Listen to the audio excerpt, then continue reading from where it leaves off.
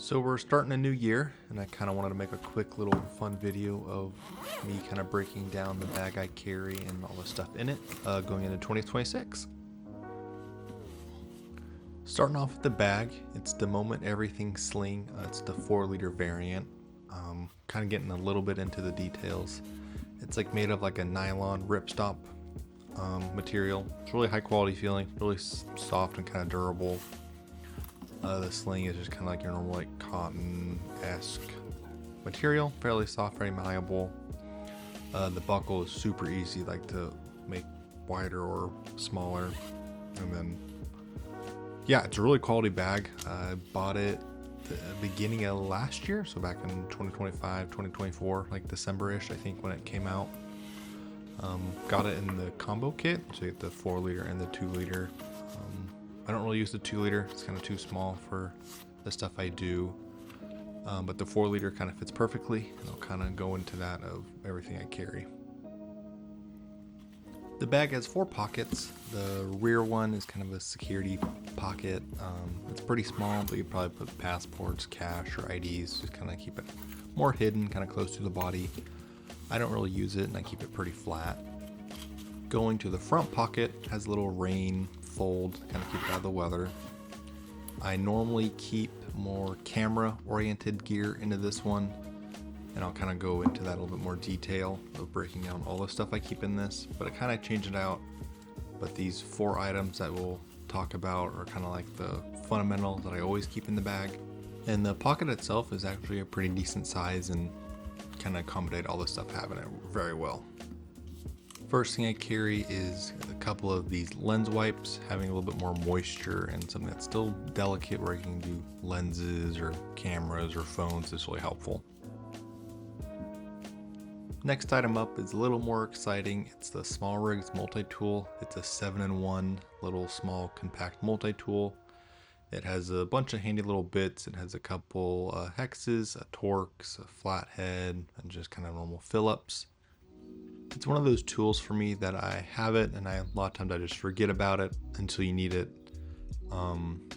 Another great thing is it has the same, one of the same hex sizes for my camera's base plate and grip extension.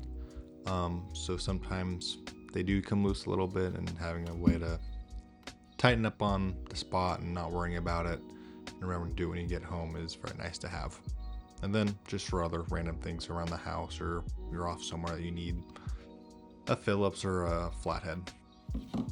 One of the most ridiculous items I keep is the Apple polishing cloth. It's just a microfiber cloth. It's probably one of the nicest ones I've ever seen and have used. It's definitely overpriced. I think a friend or someone gave it to me as a gift. I wouldn't really recommend this one particularly. It does a great job, but for 19 or 20 bucks or whatever it costs, I just think it's kind of ridiculous and overpriced. One of the most important ones I think I carry with me is a lens pen. I believe this one's the Black Series. It has like a nice microfiber sponge, small little pad on it. Makes cleaning lenses and filters really easy. You just kind of do some circle motions on it, and it honestly does a killer job on it.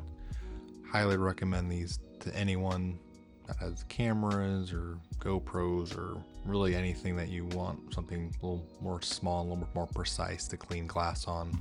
So getting into this middle pouch, I keep a lot of my like everyday EDC type electronic devices in here and gadgets. First one being this Anker Type-C charging cord. It's a 240 watt and whatever data file transfer speed it is. It's really flexible and bendy, so I can charge my camera if I need to, my phone or iPad or really anything. Coming up is some Apple AirPods. I think they're the 2nd generation. Batteries meh, but they get the job done and no complaints. This is a newer addition to the bag. It's a Fisher Space Pen. I got it years ago when I used to carry field notes in my back pocket, and I stopped doing that, and then I kind of realized I still need a pen occasionally, and this thing's tiny and just folds away and weighs nothing, so why not? Last but not least is an Anker. I think it's a MagPro bank. It's a 10,000 milliamp hour battery bank. It's Type-C and also has the MagSafe on the back, so you can attach it to your phone. It's really useful. It's not the biggest, but just charging your phone or an iPad or even my camera is helpful, and just having that extra resource is really useful. So while we're going into our main compartment now, it has two zippers, and they can go pretty wide open, which can give you some nice access into the main compartment. They can open up pretty wide, which makes it easy looking in. And the first thing that we'll take a look at is this iPad mini. It has the Apple Pencil Pro with it. I use that occasionally, not a lot, but it's handy whenever you need it. The two main reasons why I kind of keep the iPad mini on me at all times, it's just nice having a bigger screen, but I run my social media off it. I have all my photos that I post saved to it, and I keep it separate from my phone. And I also use Milanote a lot to kind of organize video ideas and then photo shoots like that.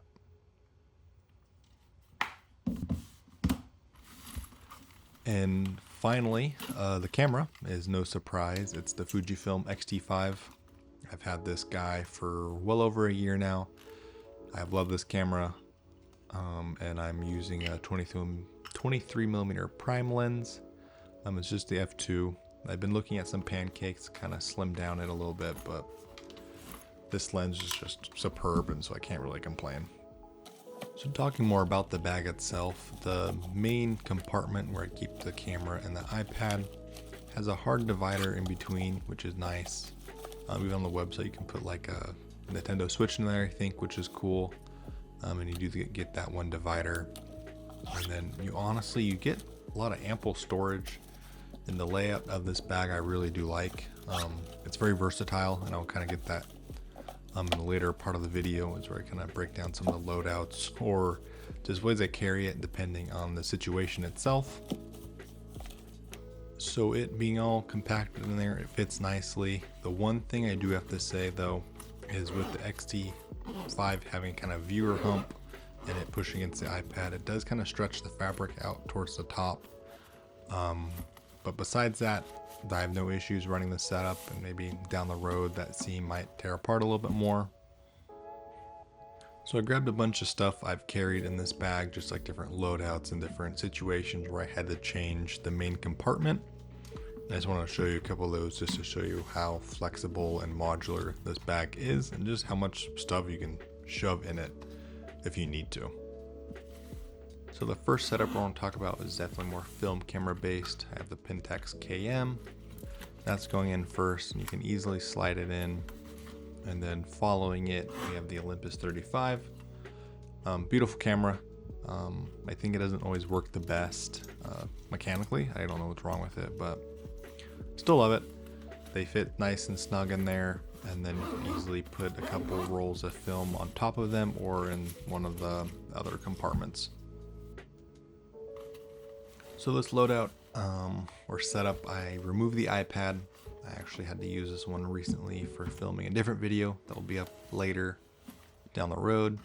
I put in the Long Weekend 35mm film camera, a little nice reusable point and shoot. And then I also tagged along the XC 15-45 zoom lens. And if it's nice and snug in there,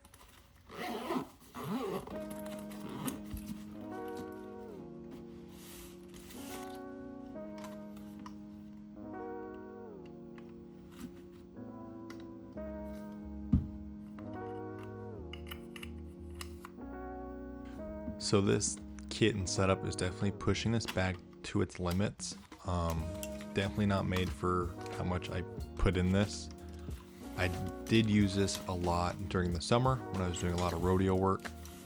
Just nice to keeping all my stuff in one bag and knowing where it was. It's the X-T5 with the 50-140 red label lens on it. And then I took some of these filters. Those are just one-type placeholders, but I put those on the side compartments where the iPad was. And then I also threw in the 23mm prime lens just if I needed something more wide open. And it's a tight fit. It's really tight, but you can make it work. As you can see, it's bulging out, but it worked. I don't use this feature a lot because it's definitely kind of a lot of weight for a sling bag. I think a backpack would be definitely a better tool. But it does have these utility straps where you can put water bottles or anything like that, but it's also made perfectly, they advertise it a lot, that you can put the Peak Design tripod below it and cinch it up. I've done this a couple times when you're doing a little bit more like wildlife, more nature photography. These are the only times I ever used it. And yeah, it just sits there tightly, you cinch it down and it's pretty steady. If you have it at an angle, it kind of slides out occasionally if you're on like more of a bumpy hike. Is the only thing I've had to say about it. And then you can put that with what I have is the X-T5 and the 50 to 140 zoom lens, and it's a perfect setup, perfect for anything you want to throw at it. I just love the versatility of this bag, just how much you can fit into it for like a big setup for a big photo shoot, or just slim down, just some backup batteries and whatever you need. Yeah, I'd recommend this bag to pretty much anyone. I really wanted the 2-liter to work for my needs because I got it with the bundle, but 2-liter is just way too small. And I came to love the 4-liter and just how versatile it is. And that's it for today's video. I do appreciate you guys watching and staying to the end. If you can, please like and subscribe, and I'll see you in the next one. Bye.